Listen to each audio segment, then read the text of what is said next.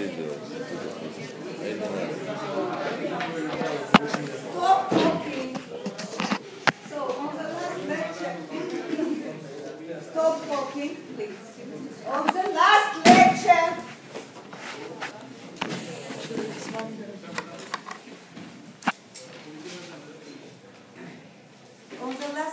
we discussed the electric property of the biological membrane, as you remember. Yes, the biological membrane contains the phospholipids and proteins. What kind of electrical property has resistance have the proteins? No? Do you remember? Ohmic resistance, yes? According to the proteins, they are the flows of ions. Come here, sit down on the faster. If you are coming to listen biophysics lecture, you have to sit on the first desks and listen to me. Faster. Do you understand what means the first desk?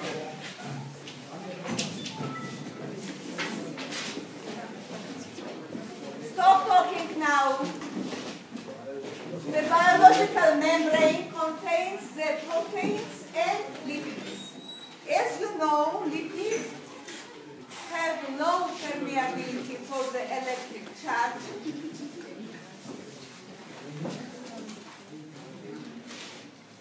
Have very low permeability of the electric charge. And when we discuss the permeability of the lipids, we compare it.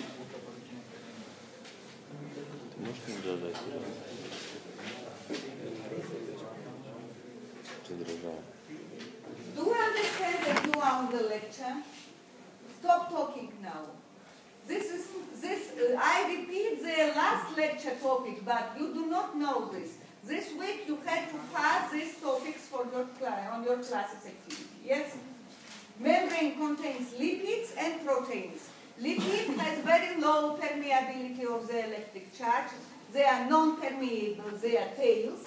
Yes? That's why we compact the phospholipid layer to the capacitor, which separates the charge, involves in the separation of the charge, and like the capacitor is responsible for the dividing of the charge on the one side, on another side of the plate of the capacitor, side of the membrane. Due to this possibility, the phospholipid layer stores the energy, yes, which is necessary, like the resting potential, differences of the potential between the inner and outer surface of the membrane, and by this way it stores the energy necessary for the cell during its lifespan. How do you think that when the cell dies, its resting potential is equal to 0. Why 0? Because according to the passive transport, the ion will continue to transport it into the membrane, but there are no ATP, yes? There are no active transport, which will be maintaining the arising gradient. After some time, all ions will be moved according to the gradient will become equal to the 0, and potential difference between the inner and outer surface of the membrane will become 0. No difference of potential, no energy, and the cell will be dying. Yes? Okay. And on the according to the proteins, as you know, the main important function of the proteins is their transport function, They are the passive channels, and also they are the electrogenic pumps. Yes? And by this way, they may be considered as the ohmic resistance, which provides the electric flows of the ions. Yes? And by this way, when we compare the biological membrane to the electric circuit, yes, we know that it is a capacitor and a series of the resistance. Each resistance is the pump, one type of the pump, or electrogenic pump, or type of the channel. As more the channels and pumps are into the membrane, as more ohmic resistance contain this electric circuit. Okay, and also we discussed the model system of the two containers separated by the membrane, and discussed how we may calculate the resting potential in the case when we have only one ion. Yes, in the equilibrium conditions. What is the equilibrium conditions? When the two flow, opposite directed diffusion flow and electrostatic flow, are equal, and the net flow, total flow according to the membrane is equal to 0. Yes, and this equation was the Nernst equation. But also we discussed, is it possible to use the Nernst equation for the calculation of the resting potential of the biological membrane? No. Why no? Because the biological cell contains only one type of the cell moving, one type of the moving ion. Yes, it contains a lot of the ions which cross the membrane in the different direction and with different velocity. That's why we have to take in attention all these ions and all the property of these ions, how fast they are moving into the membrane and in which direction they are moving. Yes? Okay. By this way, we know that for the calculation of the resting potential in the biological membrane, we have to take in attention the diffusion forces, of course the electrogenic pumps, and also the Nernst equilibrium. Yes, Donald's equilibrium. What is the Donald's equilibrium? When we discuss the diffusion, we know that this is the equation of the diffusion, and you can see here that they are the same as the Nernst equation, yes, but in this case we have the mu parameters, u and v. What is the u and v? It is the mobility of the one ion and another one. For example, in the non-gating potassium channels, there are two flows, yes? There are outflux of the potassium, very intensive, and very slow influx of the sodium.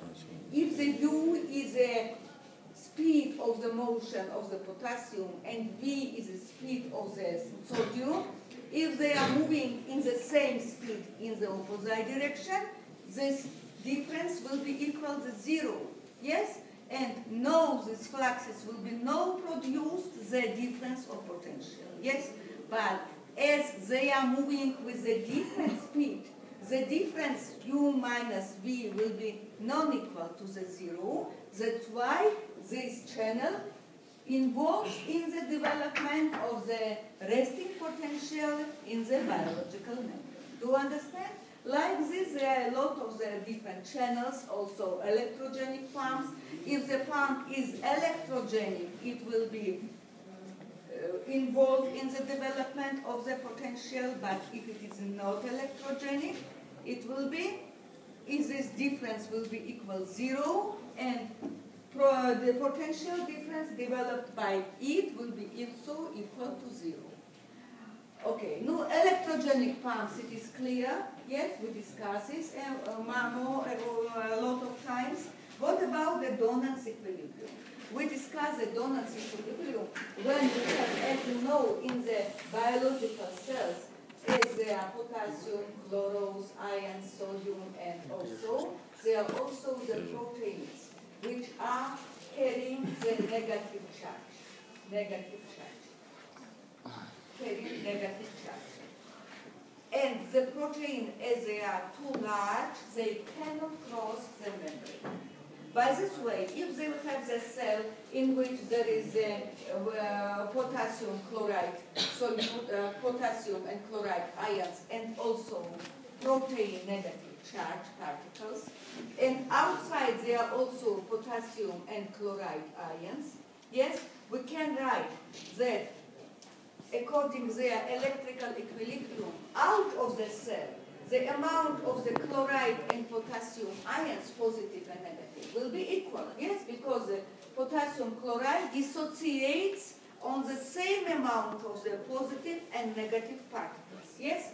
But what about the electrical equilibrium into the cell? You can see the amount of if the cell is neutral, and it is so, amount of the positive charge, potassium, has to be equal to the sum of the negative charge all chloride minus plus protein minus. Yes? By this way, we can write the next equilibrium for the each ion, potassium and chloride. And in the equilibrium conditions, these two potentials have to be equal. Yes? By this way, we can make this equivalence, and we will have what? That the chloride, ratio of the chloride right and left will be equal to the ratio of the potassium right and left. Yes? But now we have to calculate what is this the protein content which is possible for the equilibrium. By this way, we will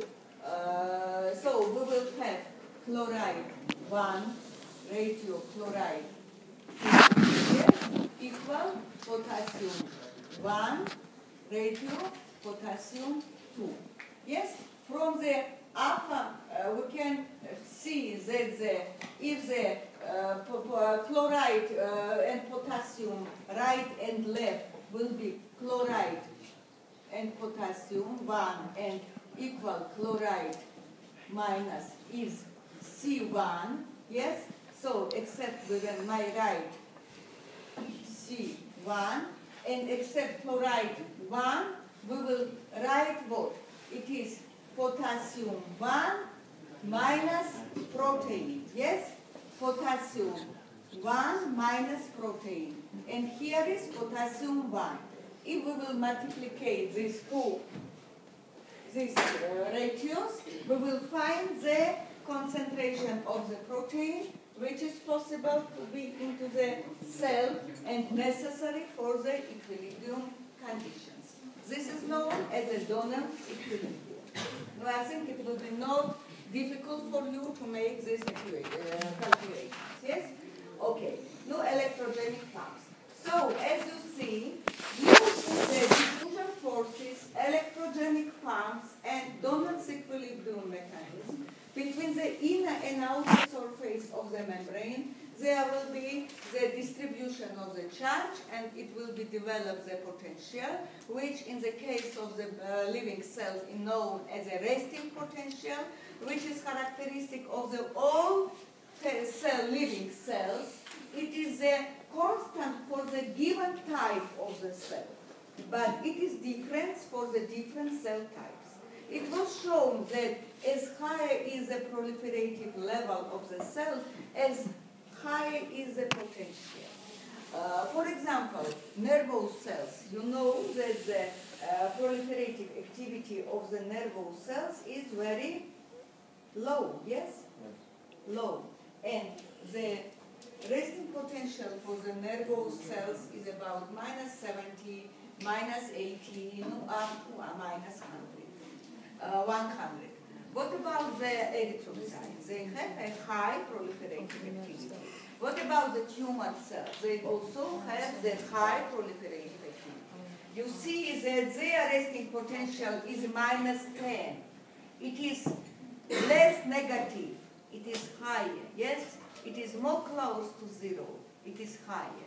Yes? And the other types of the cells are between the low proliferative and high proliferative activity on cells. Now, it was shown that not only so that the resting potential is very depending on the proliferative activity, it was shown that the resting potential of the given cell types, it fluctuates around the normal parameter, and it changes with the changing of the phases of the cell cycle.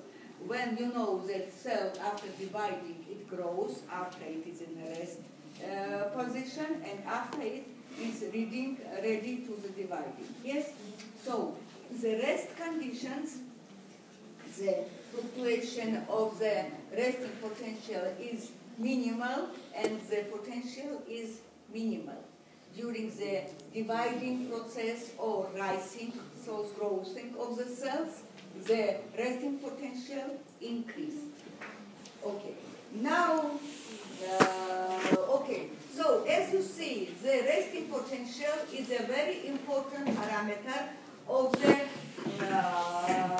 living cells. Yes? And it shows, it is different not only for the different cell types, but it is also traces the functional activity of the cell. Is it cell young, growing, or it is old? Yes? Also, it is healthy or it is dying, it is ill, it will be decreased, yes? Became lower. So by this way, there are a lot of the diagnostic methods in the medicine where it is measuring the electric activity of the organ, tissue, cells, and by this way, it may be making the consideration according to its functional activity. Yes? And so if you see that electric potential is low, so you have the non-functional organ, yes, less functional, its functional activity decreases. Your task is to treat it, yes? So you have to know, find the way by which will be increase the resting potential, improve the resting potential of the cell. How you can do this? For this it is necessary to know the mechanisms of the development of the resting potential. That's why we are studying so carefully this method. Yes? So as I know, into the cells, they are, as we know, there are a different mechanism which involve in the development of the resting potential. There are a different electrogenic pumps, primary and secondary. Also the different channels, yes, carriers. And in this case, you can see on this table that there are a lot of the ions for what involves in the regulation of the resting potential. A lot of the ions. Of course, their gradients and of course their mobility, as we saw from the diffusion forces. And for the calculation of the resting potential in the biological membrane, we cannot, as we know, use the Nernst equation, but the Goldman equation is used. As you see, it is very like the Nernst equation, but except the only one ion concentration or gradient, they are involved the all ions gradients, C1 in, C1 out, C2 in, C2 out, and also P. What is a P? The mobility of these ions. And as larger is the gradient of the ions, and as faster they are moving into the membrane, is most will be their interaction in the development of the resting potential. Yes? Okay. And if we will be taking attention all the ions which are into the cell and out of the cell, we will calculate the very right mean of the resting potential. But for example, you calculate it, you measure the different concentrations of the different ions, you know their mobility, and you take that the resting potential of the given cell type is too low, lower as it must to be. What you have to do? You have to improve it, yes? But which way? No? Here you can see that in the development of this resting potential involve a lot of the ions. And as you see, a lot of them have a very high gradient, like the sodium, 145 and 15 millimoles. Potassium, 2 millimoles in and 150 out. Calcium, chloride, magnesium, phosphorus ions. No protons, it is non-important difference. Yes, not measuring. Also, there are proteins. Yes, and other ions. Yes. How we can improve the electric property of membrane? How we can improve the resting potential? By this way, we have to take in attention, as we know, not only their gradients, but also their mobility. Yes? Which of these ions, which have a very high gradient, have most mobility? You will see that, for example, for the magnesium, there are no specific channels. There are the carriers.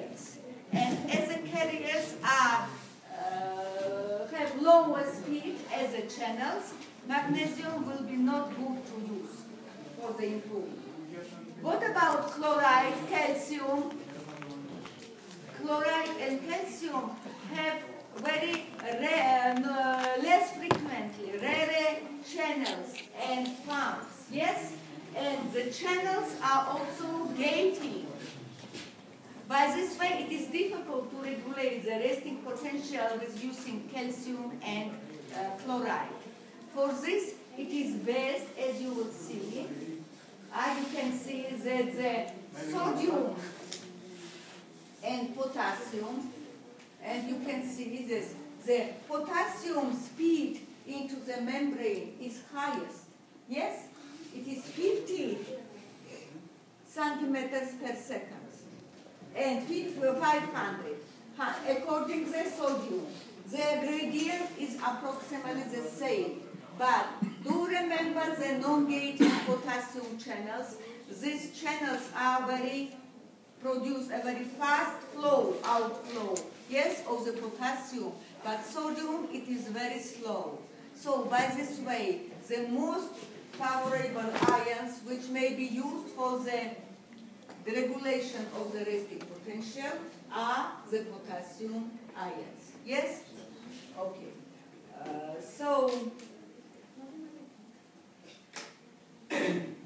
So you can see here, with the changing of the potassium concentration, the resting potential will be faster changed, and it is non-sensitive for the changing of the sodium concentration. Okay. Okay. So, this we discuss. Okay. So, your task will be, for the next week, resting potential up to the beta cells.